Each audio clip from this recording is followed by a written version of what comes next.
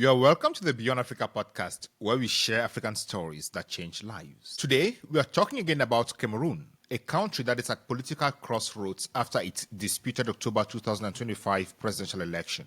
As you know, we already mentioned that Cameroon's elections were critical because the president is 93 years old, he's been president for 43 years, and he ran to succeed himself. The official results declared him winner, but the unofficial results collated by opposition leader Issa Tchiroma Bakary and civil society organizations and some other political parties declared Issa Tchiroma Bakary the winner. So the country is at the crossroads because the incumbent president, is preparing to be sworn in, and Tchiroma himself is preparing to be sworn in. However, in this edition of the Beyond Africa podcast, we'll examine not just what happened at the ballot box, but how the world, the international community, responded or failed to respond, and what that means for democracy, both in Cameroon and across the continent. This is most especially important because Tchiroma is being advised to plan an oath-taking ceremony as the next president of Cameroon. Kindly follow us to the end of this episode as we examine how he plans the oath-taking ceremony, the appointment of his governance team,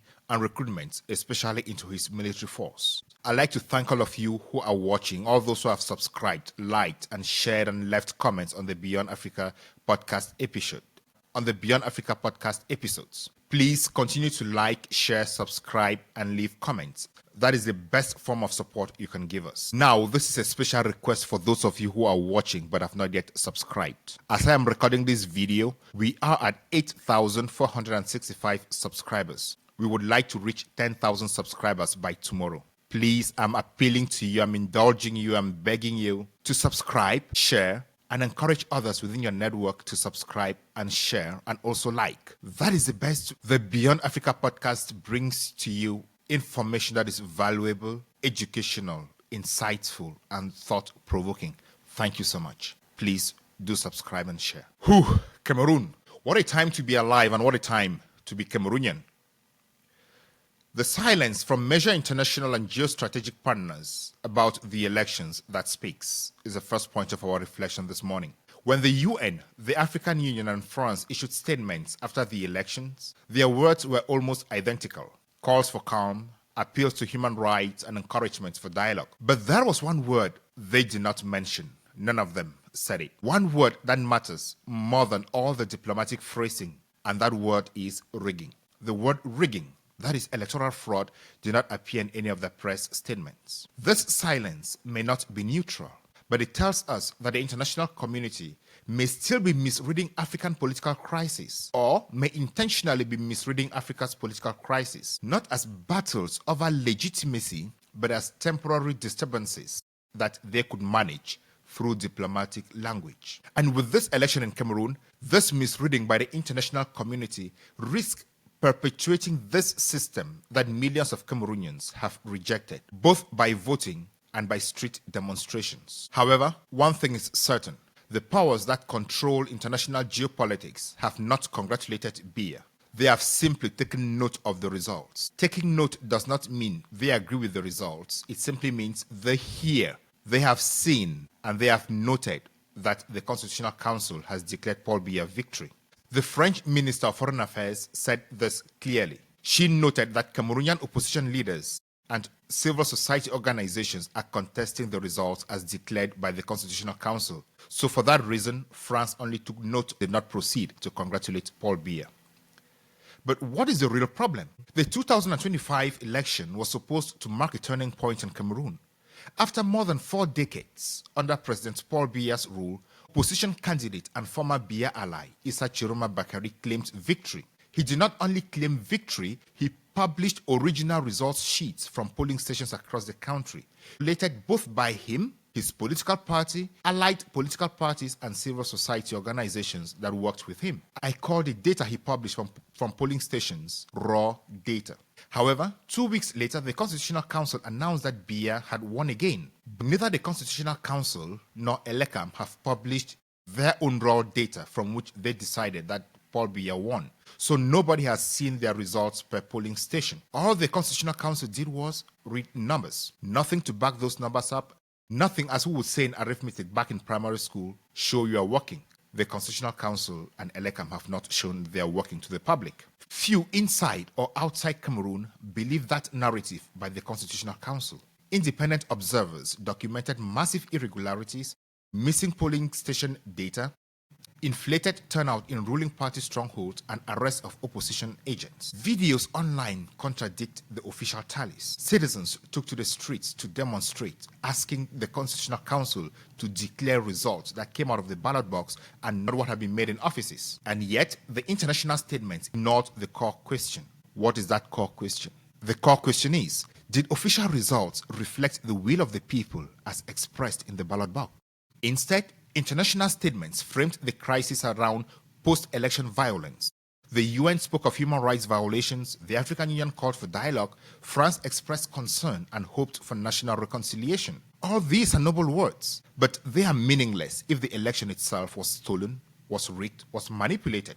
Telling victims of election rigging to stay calm is morally empty, and in most cases, it increases frustrations at best. In previous years, they would say irregularities were insufficient to overturn the legitimacy of the election. But this time around, they moved away from irregularities were insufficient to overturn the legitimacy of the elections to be calm, stop violating human rights, and talk your way out. This creates a stark contradiction between human rights and political rights. In the discourse between human rights against political rights, human rights matter more. Violence against protesters, journalists, or ordinary citizens must be condemned, fair and square. We agree with the international community. But focusing solely on the human rights violation creates a dangerous distraction. It depoliticizes the real problem. It takes away the politics from the human rights violations. It ignores the causes of the human rights violations. Once a crisis is framed as public order management, the underlying injustice, which is the stolen votes, disappears. Therefore, Cameroonians protest because their votes were ignored, not because of arrest alone. Ignoring this distraction allows the status quo to survive under a facade or window dressing of stability. These key international partners work more towards stability than legitimacy. Once they can be assured that stability would lead to less conflict, less demonstrations, they would be okay. But the question Cameroonians are fighting for is they want their votes to be respected. They simply don't want legitimacy because legitimacy perpetrates the government that committed the fraud at the electoral box. Let us look at the mirage of dialogue that is prescribed by the international community. The international community comes with a familiar prescription, inclusive dialogue. On paper, it sounds ideal, it sounds sweet, it sounds convincing, it sounds real. In practice, it is often a polite euphemism for power sharing. In Cameroon, inclusive dialogue remains a monologue. The tripartite in the early 90s ended up being a CPDM reinforcement agency. The National Grand Dialogue in 2019 ended up being a CPDM strategy and collaboration hookup. History across Africa offers clear lessons. Consider the case of Zimbabwe in 2008. A unity government ended post-electoral violence, but left Mugabe's party in control. Since then, democracy has not improved. Mugabe's vice president is still in power today. Mugabe almost died in power. So in Cameroon, calls for dialogue risk the same trap. Opposition leaders have rejected this promise. Issa Tchiroma Bakary, who believes he is president-elect, has rejected this premise. Jeune Afrique Economie reported that Tchiroma outrightly rejected the position of prime minister and asked Biya to respect the outcome of the ballot box and have an honorable exit. Because citizens voted for change. Citizens did not vote for cabinet positions. Citizens voted for Tchiroma as the change they want to see in Cameroon. Yet, under international pressure, a national unity meeting may soon be organized. If that is organized, yes, calm may return, but injustice will persist. And if injustice persists, the next elections will be the same cycle of violence, human rights violations, because the system would probably or would definitely rig to stay in power. Another risk of inclusive dialogue is a hidden risk of military intervention. There is a third darker consequence of international silence, and that is military intervention. If citizens mobilize while legitimacy remains unacknowledged, Cameroon's army may step in the guise of restoring order. The army of Cameroon is far from neutral. Loyalists dominate its ranks. History from neighboring Gabon, where the military announced that the elections were rigged, then took over power but never handed power back to the winner. They left everyone to think it was a palace coup, simply because the current president, former military man who organized the coup, served in the presidency, was a top lieutenant of the Bongo regime, and now he is a president. So Cameroonians also think that a military coup could be organized. The same people organized the coup to protect themselves and perpetuate their rule. Observers believe that it was a palace coup. And this scenario is possible in Cameroon. Cameroonians elected a leader. A coup would take that victory away from that leader. Therefore, all Cameroonians want is that the outcome of the ballot box be respected. Cameroonians simply want the ballot box to be the source of their legitimate leadership. And they voted in the elections. They are demonstrating that the powers that be recognize this victory. The Constitutional Council did not recognize this victory, but the international community cannot align with the refusal of this victory.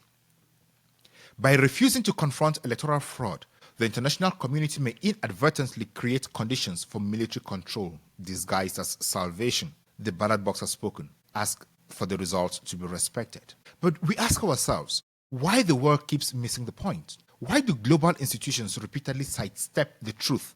Or do they intentionally avoid the truth? The answer could vary, partly because of convenience. Declaring that an election was rigged may invite diplomatic fallouts. But I often wonder why. If global partners can condemn human rights violations, claims of territorial sovereignty should not stop them from condemning electoral fraud. At least electoral fraud has led to human rights violations. Why do you condemn the consequences and avoid the cause? So the argument that international partners are respecting the sovereignty of Cameroon by not going that far, to me, seem weak, hopeless, and invalid. At least they did this in Cote d'Ivoire in 2010. It is not hard. It is easy and can be done and should be done. They recognized Ouattara as a winner in 2010, and Gbagbo was flushed out of power. Another reason is fatigue. After years of crisis across Africa, many diplomats see democratic breakdowns as routine background noise. So diplomats sometimes are tired. They need to send their resources elsewhere and take care of their country. To some level, it is also self-interest. The French Minister of Foreign Affairs was very clear. They have deep economic and security interests in Cameroon, and they prefer the moral rhetoric over clarity because they are concerned about the security of their citizens. So condemning rich elections risks offending a partner whose oil, gas, and counter-terrorism bases are vital to France. That is the result of these diplomatic languages, and the reasons we have advanced above treat symptoms. They treat the violence, they treat the arrest, reduced media space, but they leave the underlying cause of the disease, which is the stolen elections, the manipulated elections, the rigged elections. That is what they should be targeting if they want to make a statement. What real responsibility from the globalist partners would look like? Genuine concern for Cameroon requires addressing the causes, not the consequences. That means naming three things. The first thing to name is a problem. That is, they should publicly acknowledge credible signs of election manipulation. The second thing they should name is conditioned dialogue. This dialogue at this point should focus either on recognizing the results from the ballot box or focusing on transparency, vote recounts, counting votes per polling station, and electoral reform, not sharing cabinet positions. For the opposition candidates who have recognized the victory, some have congratulated Biya, some have not congratulated Biya, none of them have published the results. We must give credit to Tchiroma for publishing results, the raw data from the political stations. With that said, the international community must note that human rights without political rights are fragile. If votes don't count, freedom is an illusion. Good governance will be far-fetched. Economic empowerment, development, and poverty eradication will never happen, because those who go to power through rigged elections or manipulated elections will not serve the interests of the people. They would rather serve their interests. Cameroon is at a crossroads, and this is not strange. This simply mirrors historical precedents across Africa. We have had Zimbabwe, Kenya, Gabon, Nigeria, Ghana, and each time the international community's emphasis was on dialogue over legitimacy, this allowed the incumbent to persist. But citizens paid the price because trust in the electoral system eroded, democracy flawed, hope vanished, and citizens were left on their own. The international community became a laughingstock. Citizens didn't know where to turn to. But today is an opportunity for the international community to call a spade, identify that mistake, identify the cause, and shoot for it. Solve the cause, not the consequences. Talk about the cause, not the consequences. Because without truth from the ballot box, ballots lose their meaning. And eventually, when ballots no longer matter, crisis, bullets, conflict replace them. Post-electoral conflict is not a cause in itself. It is a consequence of rigged elections. It is a consequence of reduced civic spaces. It's a consequence of a country where citizens cannot express themselves the way they want in the media, online, or through the ballot box. With their backs on the wall, they will be forced to respond in a way that would be violent. We are not calling for violence. We are calling for peaceful demonstrations. We are calling for demonstrations that respect international human rights guidelines. We are just stating the facts. When citizens' backs are on the wall, they'll be forced to fight back. This is not strange. We've seen this in Kenya, Zimbabwe, Mali, Guinea, Burkina Faso, and we are seeing it in Cameroon and in Tanzania as we speak. Therefore, go back to the ballot box. What are the results from the ballot box? This is what is going to maintain peace in Cameroon in the next few years to come. Results from the ballot box. The signs are everywhere that Cameroon is already in post-electoral conflict.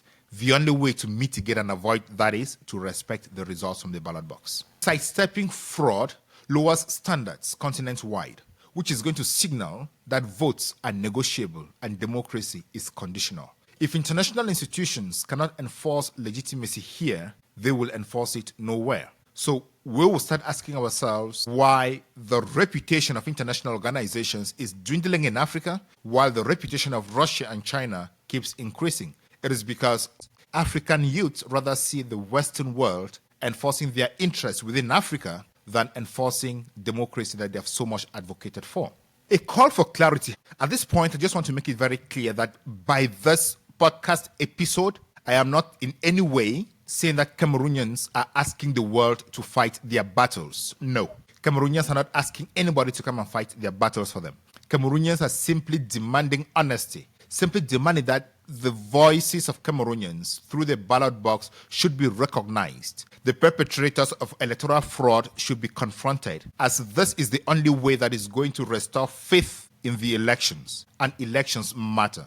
Because dialogue without justice is simply a delay. Calm without legitimacy is simply a trap. And until the truth is addressed, any peace is temporary, and the people, that is the rightful holders of power, would remain unheard. Hearing them and listening to them as they did through the last elections is fundamental for security, safety, and progress. Because the more diplomats ignore the call from the ballot box, the sooner Tchiroma may swear in or take an oath and start administering Cameroon. This would not be strange, but it may have a consequence that may not be very interesting for the rest of the country or for the rest of the continent. Cameroon may tend to have two capitals, one in Yaoundé, one in Garoua. But again, this will not be strange. It happened in Cote d'Ivoire in 2010. Alassane Ouattara took an unofficial oath but became the legitimate president when Gbagbo was flushed out. So it is possible that Tchiroma will consider Garoua as the capital city for the time being, appoint a governing council and ambassadors to represent Cameroon globally. More details may be released soon. More details about Tchiroma's plan for an oath-taking ceremony, appointment of the governing team, including ambassadors to represent Cameroon in the various countries that have issued statements, may be in the making. Also, the question here is about power, it's about violence. Since the question here is about power, and from the incumbent government's position, all that they have mentioned to Tchiroma is threats, and since the incumbent government has threatened Tchiroma enough, Tchiroma may also be thinking about hiring or recruiting men or women of fighting age to fight for him. That is not the Africa we want. That is not the Cameroon we want. We want a Cameroon and an Africa where the results of the ballot box are respected, where everyone agrees on the outcome of the ballot box, and transition is peaceful, is calm, and is organized in a way that a new government is going to rule without problems. Therefore, the international community has a role to play here, because what we have seen over the last few days is Paul Biya and his government are running around for legitimacy by the international community. All the presidents of the Central African region, that is the president of Chad, Idriss Déby, the president of Central African Republic, Touadéra, the president of Equatorial Guinea, Théodora Obiangema, I have not seen a statement from the president of Congo-Brazzaville, have all sent in their letters congratulating Paul Biya. This is the region with the least amount of democracy and the economic development around the world. So it is understood that they are sending in these letters. It is a fight for legitimacy. It is a fight to show that Paul Biya's victory is being recognized around the world. We also saw a recognition letter from the African Union, but the African Union Commission's president's letter recognized the victory but warned against human rights violations, what we have not seen in the other letters. We also saw a letter claiming to be from President Putin, though the website or the Twitter handle of the Russian embassy in Cameroon does not carry such message. It is not strange for the government of Cameroon to run around looking for legitimacy. In the 2018 election, the government granted accreditation to fraudulent people claiming they are from Transparency International, and Transparency International debunked that information. That is the quality of international recognition that the present government is running after. Please tell us what you think about the idea that Tchiroma should take oath and start administering Cameroon from his Garoua residence until things settle down.